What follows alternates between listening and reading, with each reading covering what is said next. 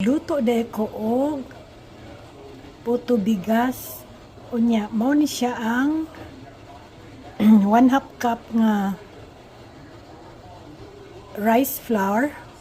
Imo na to siyang tawsyong sagulan og 2 cups nga water, then tuon hinay-hinay lang nga fire, ang kalayo niya hinay lang pwede siya mo sunog. Ukay-ukayon hantod nga mas sticky siya. Nara hapit na ni siya nag-sticky Pag ingon ani na siya, pwede na nimo haunon, palungon na nimo.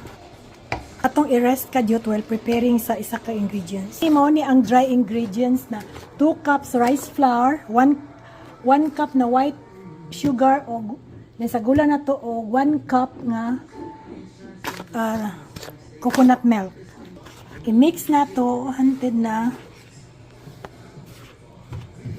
wala na niyang flour, ma'am. I-mix lang.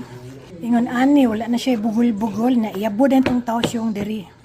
Mo ni gilunod na nako itong tawsyong. Ito bita itong giluto nga 1/2 cup nga rice flour o 2 cups nga water. Man ani mag-add ta og 2 teaspoon ulahigin na ang 2 teaspoon. Bali, 2 teaspoon. Ani 2 teaspoon ani, instant Nara siya.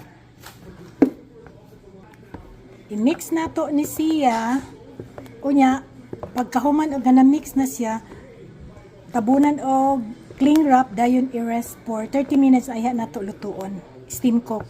Nya kay niamon ko itaklob nga dako, kanila ko itaklob dili lang plastic.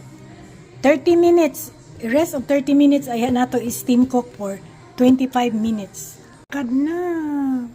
After 30 minutes, o kayon og balik. So mag-start na taog steam cook. Yan. Naliki na ang kang manang.